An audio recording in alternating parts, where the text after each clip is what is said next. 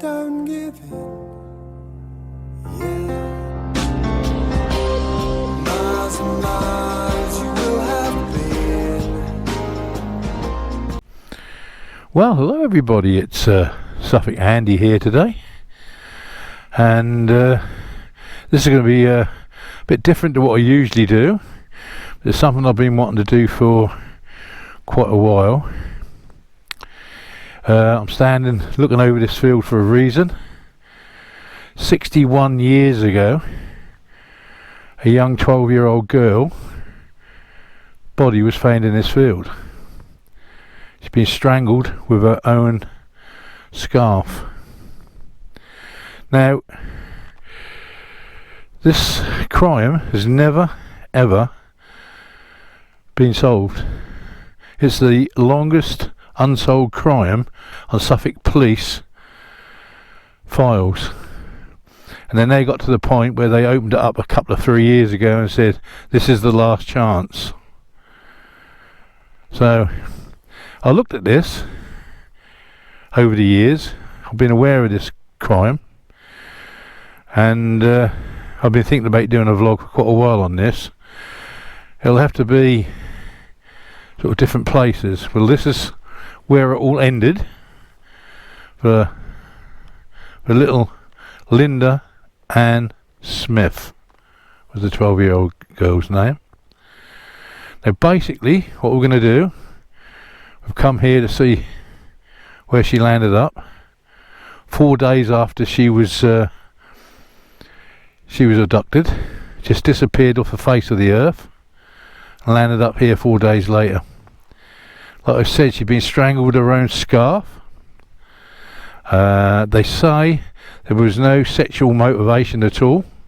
It was just complete and utter strangulation murder, nothing else. This little girl, and you'll find that I will repeat myself a little bit as the video goes through, because we're not just going to one place, we're going to be going to three. And hopefully, I think I know where her grave is as well. I'm not saying 100% sure, but I think I do, and we'll be going there right at the end. Okay? So anyway, let me get back to the story. This little girl used to run errands for her nana, and she used to give her 10-shilling notes, and she'd go down to the shop, buy a magazine, come back 10 minutes later, Nan had a magazine. She probably had a penny's worth of sweets, I suppose, 61 years ago. But this day, Nana sent her down to the sweet shop, and she never came back. She was seen in the street called the High Street, where the news agents was. I don't know if I'm still there, but we're going to go there and we're going to have a look, and we'll have a look to see if I'm still there. But that's the High Street. Now, she's a friend of hers, see her in the High Street, and they see her in front of the news agent, but she never went in. And then she was seen talking to a man across the road who was the local cobbler. Okay? Now, they did arrest somebody. They arrested somebody. They never charged him. Now, I think today they'd have nailed him, because he was the one. But they never nailed him.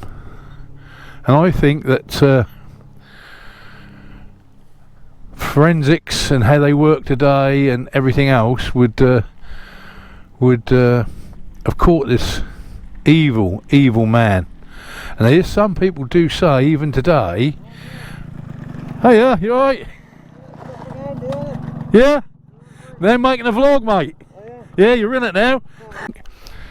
I think what we do now is, I think we go to the little town and we go to the High Street, see if there's news agents there. It's probably not there after 61 years, but then see if we can find her grave in the local cemetery and finish the story there right at the end. So I hope you come along on this journey. It's going to be different. There's several other murders that I'm looking into, and I do want to turn this over to Suffolk Spooks, because, you know, I want to use the days and rods and different bits and pieces, and I will even if it come to it, open up the spirit and see what I can bring through as well. I'll definitely do that, because I think this case needs solving. But I think I've got to be very careful, because it might be 61 years ago, but some of the family is still alive of the little girl. And yeah, you know, I don't want to ruffle feathers or be disrespectful at all, because that's not what I'm doing. And if any of the family do watch this, I'm doing this in the best interests of everybody, you know what I mean? I'm not trying to make anything out of this or whatever. I'm just thinking about poor little Linda and the justice she deserves, you know, the justice she deserves after 61 years. So anyway, I shall see you at the town. Right, we're now at Burrows Road, looking down the high street here. Now Linda came down this street and down the high street. Where the news agents is, I have no idea. But this is the street she went down. Now she was seen on that side of the road by a friend looking into the news agent, and then she was seen again talking to the local cobbler, and then she was never seen again until 4 days later, when her body was found 18.5 miles away at Polstead. Now, I have read quite a bit about this, and there's one theory that years ago there were some public toilets behind the shops here. The theory is that Linda went to the toilet and was probably attacked by a man there. She's probably tried to sexually assault her. She might have screamed and he strangled her with a scarf. Put her in his van and took her up to Polstead. The one thing they did find on Linda was scraps of red paint and some flour. Now the main suspect was the baker of the village. Now they found the same paint in his van and flour, of course, but they never ever charged him. I think today they would have nailed his ass with no problem whatsoever. But it amazes me that a child, even in 61 years ago, could walk down the street and be abducted. Just incredible. So, leaves us nothing more than to go to the little cemetery, which I think her grave will be. I'm not 100% sure, but we'll go and have a look and see if we can find Linda's grave. But this is the high street. Unbelievable.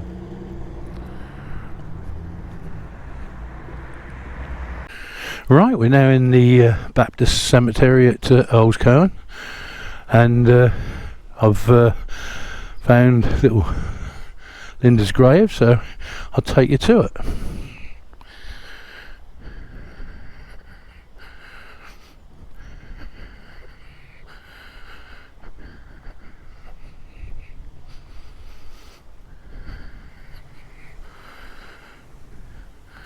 And there we are, in loving memory of Linda Ann Smith, 14th of November 1948 to the 16th of January 1961, forever in our thoughts, and Robert Smith, her father.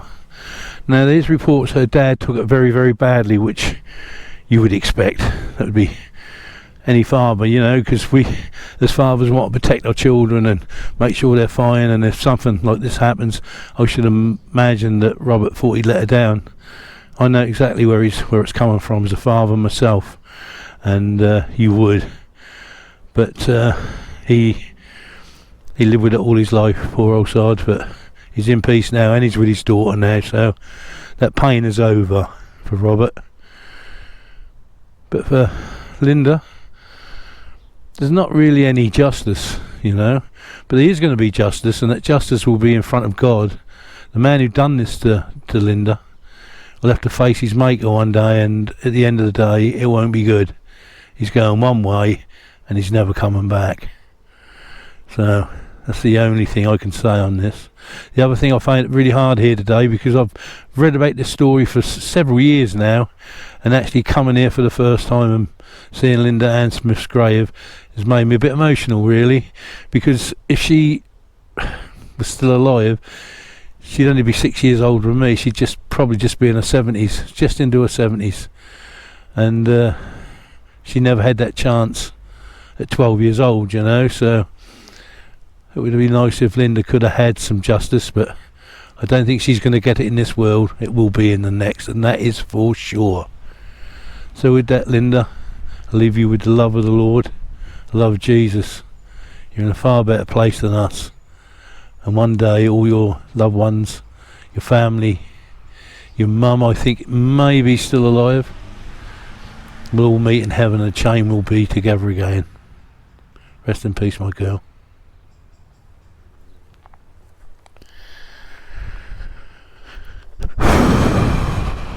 That was tough. Right, I think it's time now to leave and make our way back to Ipswich. It will take about an hour with all this slow traffic and roadworks. So, just leaves me to say, cheerio, Linda.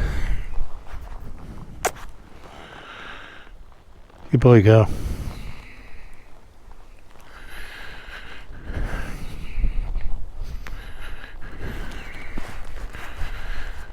That's done.